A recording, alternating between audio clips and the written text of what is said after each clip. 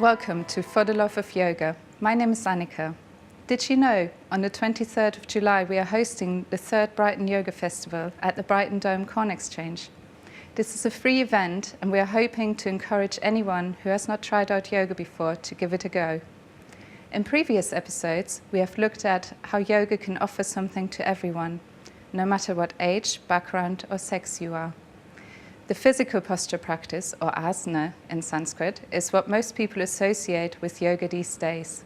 And when thinking about yoga classes, it is usually women who are predominantly pictured. It is largely unknown that historically yoga was mainly reserved for men. Although yoginis or female yogis are mentioned in ancient texts, like for example the Upanishads, it was not common practice. T. Krishnamacharya, who is often referred to as the grandfather of modern yoga, started teaching yoga to his wife, his daughters, and also accepted other female students, most famously maybe a woman called Indra Devi. It could be argued that passing on his teachings so indiscriminately when it came to gender paved the way for yoginis everywhere.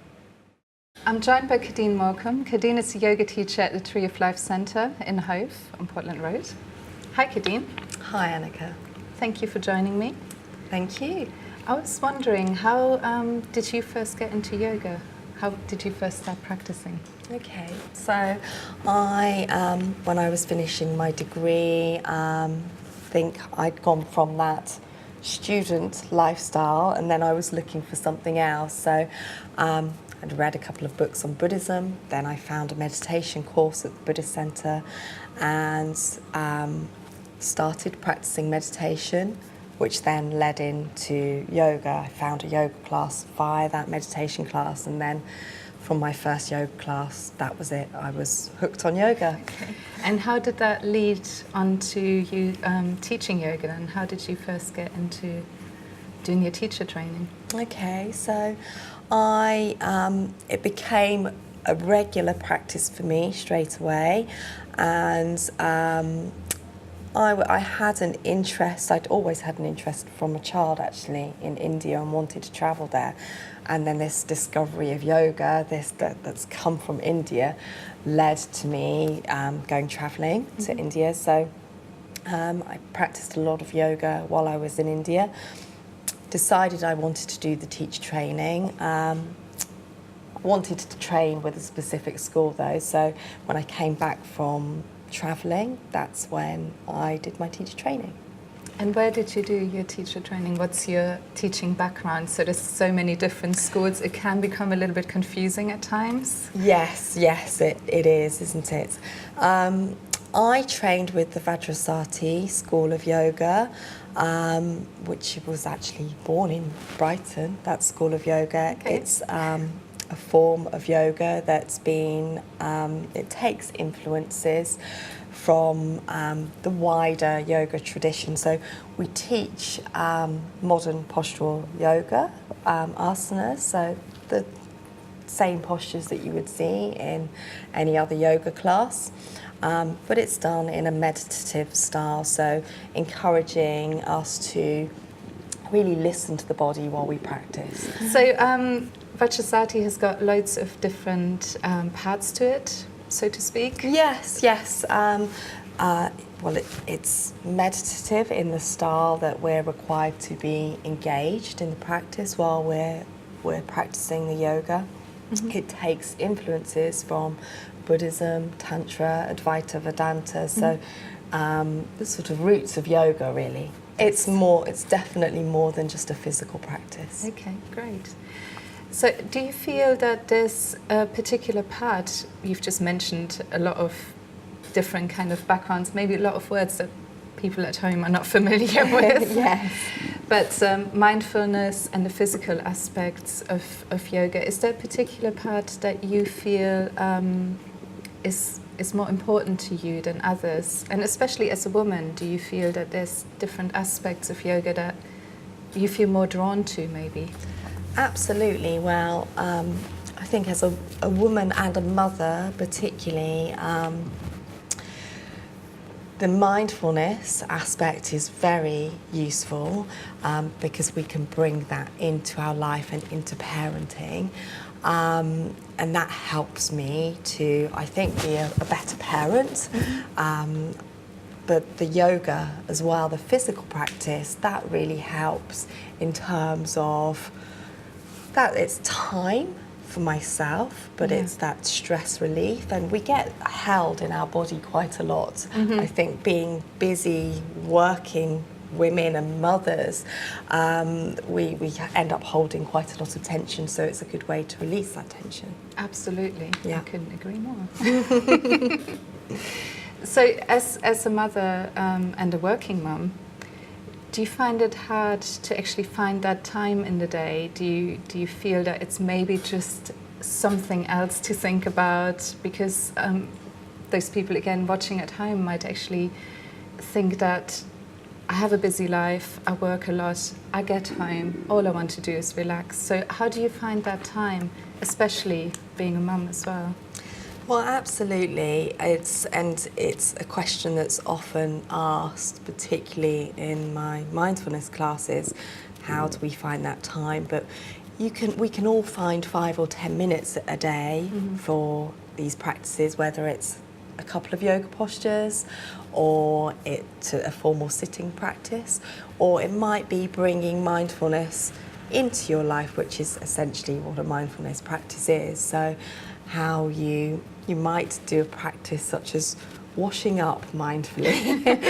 But all of these things, they just help us to tap into that space again. So we can find that, and you mentioned coming home and we just want to relax. Well, this is relaxing, doing these practices. So it might be that we choose to get on our mat instead of just watching some television or something else, or just finding that small amount of time. Again, we don't have to do an hour and a half practice like we would in a yoga class, but 10 minutes can be enough to tap in.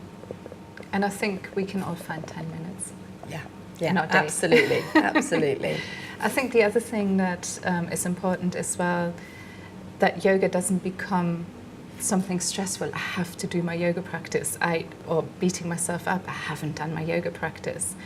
And I think, would you agree that once you actually start practicing, you feel the benefits so quickly that it's something you actually want to do? Absolutely, and I think we can get uptight about a lot of things, including yoga. And I've been there actually in the past. I've been there. If I don't get my yoga practice, then I was stressed. And that's how my practice has changed over the years actually. But we can just find that time. I think we've all got that 10 minutes of time to have that practice. Although we think we've got to find the time to do it, we have the time to do it, and it creates more time. Do you feel it's something that your daughter has connected with as well? Does she watch you? Does she kind of get involved in a yoga practice? She does. It's obviously it's a bit more playful when I'm practicing with her, and sometimes that's what you have to do. Even when if she's occupied doing something, then I can just get on the mat for 10 minutes. That's a way of finding some time in my day. So as useful as it is to try and set up a routine, because we tend to stick to doing that practice if we do it at the same time every day. Also, if you suddenly have 5 minutes where you can chuck in a downward facing dog, why not? In the middle of making a cup of tea? Yeah, in the middle of cooking the dinner. Why not? Yeah, why not? So talking about being a single mum and having a child, how was it for you during pregnancy and giving birth and maybe after pregnancy as well? Did yoga help you then? Did you practice yoga at that time? Yes, I practiced yoga all through my pregnancy and continued teaching through my pregnancy, and I think it's really worth emphasising to not have that fear of carrying on while you're pregnant. I taught up until I was 38 weeks pregnant, and it was really useful for me that as you're getting bigger in pregnancy, breath can become more challenging, so yoga helps you to breathe. It helps you to deal with those little aches and pains that might come up in pregnancy. So you feel fitter and stronger, ready for the birth. And I think that the yoga enabled me to have a very wonderful birth experience, and then of course continued afterwards as well, which is when you probably most need the yoga, when you become a new parent. And the breath. And the breath, absolutely. So yoga for all stages of life, really. Yoga for all stages of life, absolutely. Okay. Well, thank you very much, Khadine, for joining me today. Thank you. I will be joined by another yoga teacher after the break. Anna Brook is going to be here. Anna is going to teach a pregnancy yoga practice, but it can also be used as a gentle practice for anyone who may not be pregnant, so feel free to join in.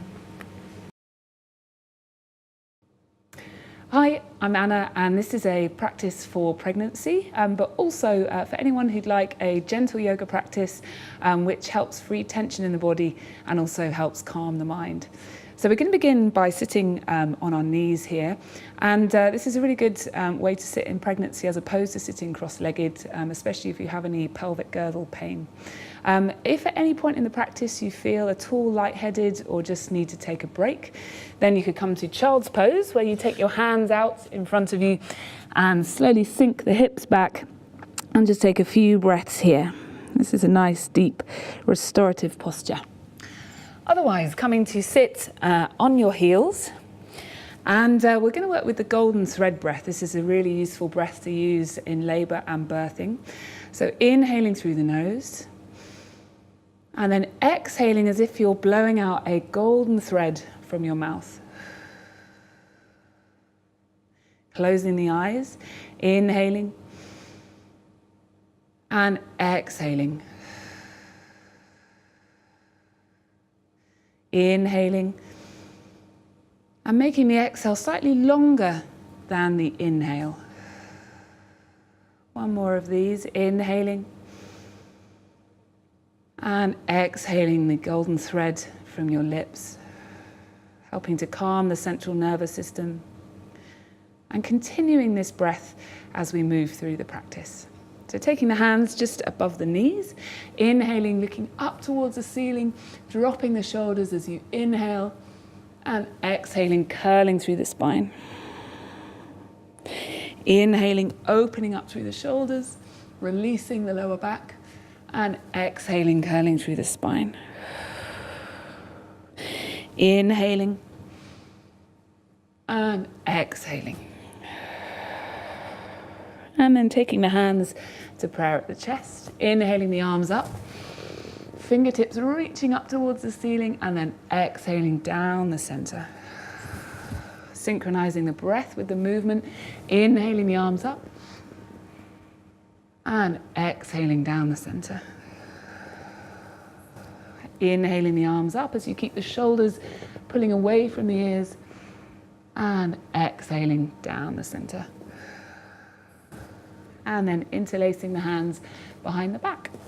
Pulling the fists down towards the floor and opening through the neck. So inhaling, looking over to the right. Exhaling back to the center. Inhaling, looking over to the left. And back to the center. Inhaling, looking up. And back to the center. And inhaling, looking down. And back to the center. And then coming onto all fours. And this is a really useful posture in pregnancy. It helps to position the baby well for birth. And we're just going to begin by taking the left leg back, so coming onto the tips of the toes and taking the right arm so it's parallel with the floor. You could stay here. If you wanted to slightly intensify it, you could lift that back leg up and look down towards a point on the floor, your gaze point or your drishti point, feeling the strength in the arms and the legs, coming back to the golden thread breath.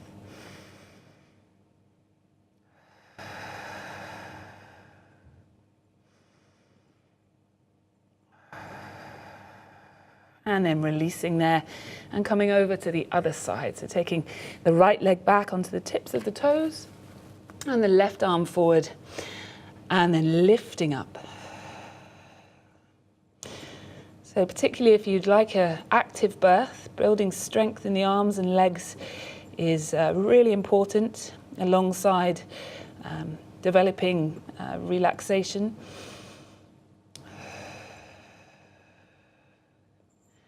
And then sinking the knees and the hands down.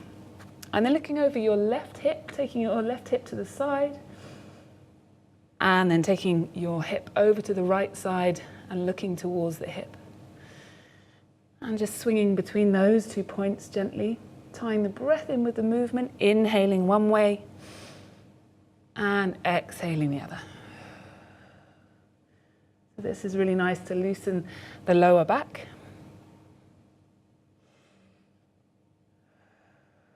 And then coming back to the center here. And taking the right foot forward to the outside of the right hand, coming into a nice opening for the hips here.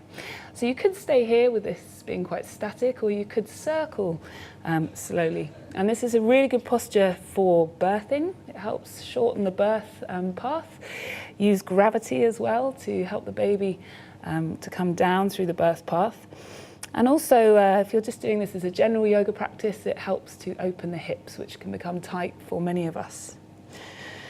And then sinking back into the hips, coming onto the heel of your right foot, and then trying to straighten the spine here, looking forward.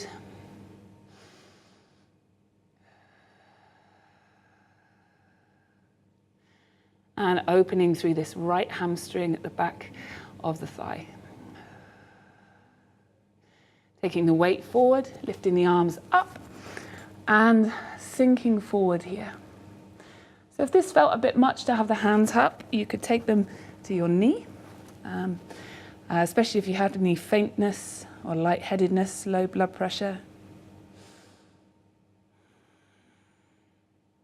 And then taking the hands to the center of the mat, taking that right foot back gently to all fours, and we come over to the other side, taking the left foot forward. And again, coming to either sink the hips forward with the knee over the ankle, not further forward than it, or maybe circling here, opening up the hips. Coming back to the breath.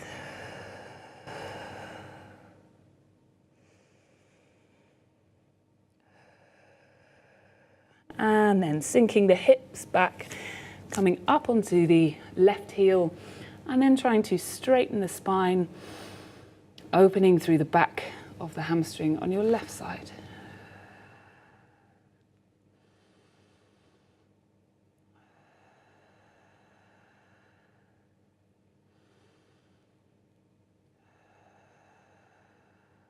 And then sinking forward, taking the left foot in slightly as you rise up, either taking the hands to the knee here, again the knee is over the ankle, not further forward than it, or maybe taking the arms up towards the ceiling, fingertips lifting up, shoulders pulling away from the ears, and we're sinking further forward, opening through that right hip, the hip flexors of the right thigh.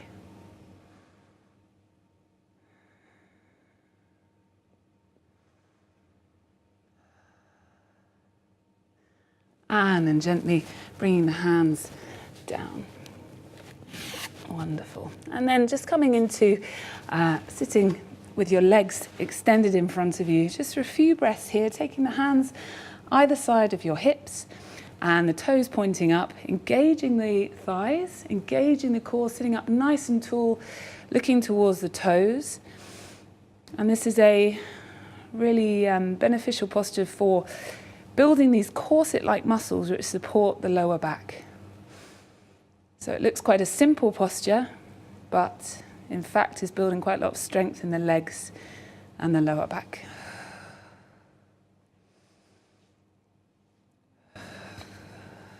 And then releasing there.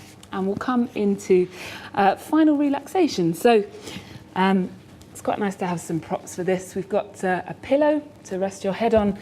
And it's quite nice to have a block between your knees as well. If you're sleeping like this at night, it's advisable to sleep on your left-hand side. to stop the vena cava artery being obstructed. So you could have a pillow between your knees at night, but for now maybe a block or another cushion. And coming to rest here, so imagining a wave of relaxation flowing down from the crown of your head, down through the face and into the shoulders. Feeling any last bits of tension release from the upper chest and the upper back. And that wave of relaxation flowing down into the lower part of the back and around your baby. Having a sense of nourishing your baby here, bringing oxygen into the body. And the pelvis resting and relaxing, as well as the upper thighs, the knees, the lower legs. And that relaxation flowing down into the tips of the toes. So staying here for as long as you can. And namaste. Thank you very much, Anna. Don't forget, on the 23rd of July, we will be hosting the Brighton Yoga Festival at the Brighton Dome Con Exchange, and it's a free festival. Lots of classes for everyone to try, especially if you've never tried yoga before. So I hope to see you then.